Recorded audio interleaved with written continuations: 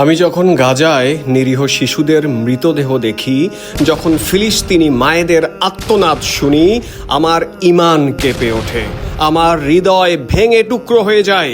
মনে প্রশ্ন জাগে, ইসরায়েলিরা হাজার হাজার মুসলিমকে হত্যা করছে, এতিমদের রক্তে রঞ্জিত করছে পৃথিবী, মসজিদুল আকসা দখল করে নিচ্ছে। তাহলে আল্লাহ কেন এই অন্যায় সহ্য করছেন? আল্লাহ কি দেখছেন না? এই অপরাধীদের কি কোনো বিচার হবে না? একদিকে আমাদের চোখের পানি, অন্যদিকে মন ভেঙে যাচ্ছে এই ভেবে, কেন আল্লাহ এই জালিম জাতিকে আজই ধ্বংস করে দিচ্ছে না? মুসলিমদের কষ্ট কি আল্লাহ দেখছেন না? তাহলে কেন এখনো মাটির সাথে মিশে যাচ্ছে না ইসরায়েল? আজকে আমি আপনাদের কাঁদাবো না, আজকে আমি আপনাদের ওয়াদা শোনাবো, আল্লাহর ওয়াদা, যে ওয়াদা কোরআনে লেখা, হাদিসে বর্ণিত, ইমাম ইবনে কাসির থেকে ইমাম কুরতুবী, শাইখ আলবানী পর্যন্ত অনেক আলেমী যা সাক্ষ্য দিয়েছেন। সূরা বনী ইসরাইলের 4 এবং 5 নম্বর আয়াতে মহান আল্লাহ পাক বলেন, আমি ইসরায়েলকে সতর্ক করে দিয়েছি, তোমরা অবশ্যই দুনিয়ায় দুইবার বড় ধ্বংস ও ফিতনা সৃষ্টি করবে এবং চরম ঔদ্ধত্য দেখাবে।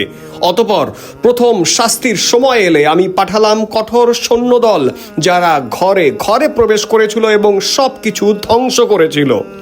এই প্রথম শাস্তি আল্লাহ তাআলা কিভাবে দিয়েছিলেন সেটা ইতিহাসে খুব স্পষ্টভাবে লেখা আছে। ইসরায়েলিরা যখন ফিতনা ও অহংকারে ডুবে গিয়েছিল, তখন আল্লাহ পাঠিয়েছিলেন এক ভয়ঙ্কর বাহিনীকে।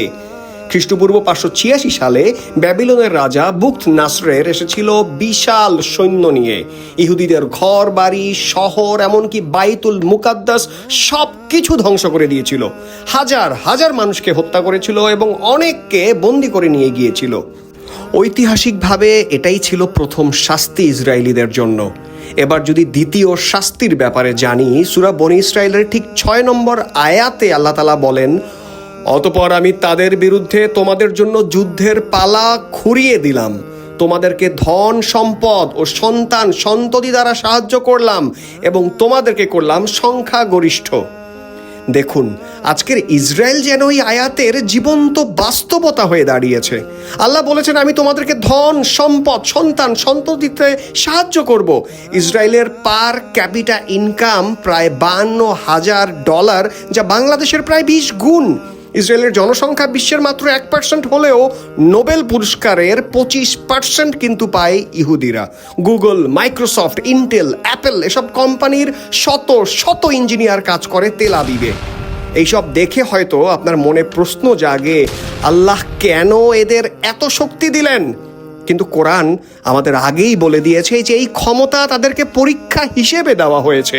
এত সব দিয়ে তারা আরো বড় ফিতনা সৃষ্টি করবে, আর ঠিক তখনই আল্লাহর দ্বিতীয় প্রতিশ্রুত শাস্তি নেমে আসবে ইসরায়েলিদের উপরে। আসুন এবার সূরা বনী ইসরাইলের মহাগুরুত্বপূর্ণ 7 নম্বর আয়াতটি আমরা দেখি। ইসরায়েলিদের উদ্দেশ্য করে মহান আল্লাহ তাআলা বলেন, তোমরা সৎ কর্ম করলে সৎকর্ম নিজেদের জন্যই করবে, আর মন্দ কর্ম করলে তাও নিজেদের জন্য। অতঃপর পরবর্তী প্রতিশ্রুত কাল উপস্থিত হলে আমি আমার দাসদেরকে প্রেরণ করলাম তোমাদের মুখমণ্ডল কালিমাচ্ছন্ন করবার জন্য। প্রথমবার তারা যেভাবে মসজিদে প্রবেশ করেছিল, পুনরায় সেইভাবেই তাতে প্রবেশ করবার জন্য, এবং তারা যা অধিকার করেছিল তা সম্পূর্ণ রূপে ধ্বংস করার জন্য। এবার বলুন, এই আয়াত কি মিথ্যা? আল্লাহ কি তার দেওয়া ওয়াদা ভুলে যাবেন?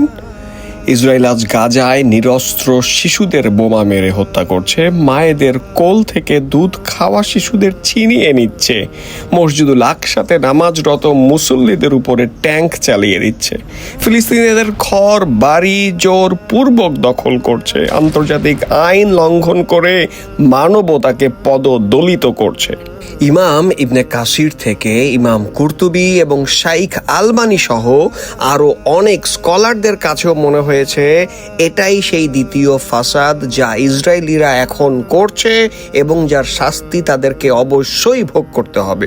আমরা যদি সহিহ মুসলিমের 2922 নম্বর হাদিস দেখি, তাহলে এই যুক্তিটি আরও স্ট্রং হয়।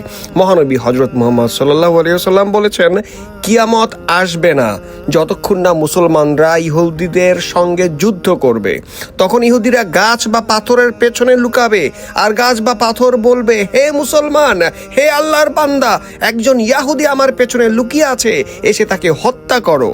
শুনেছেন, ইসরায়েলিরা এতটা নিচে নামবে যে গাছ পাথরও তাদের বিরুদ্ধে সাক্ষী দেবে।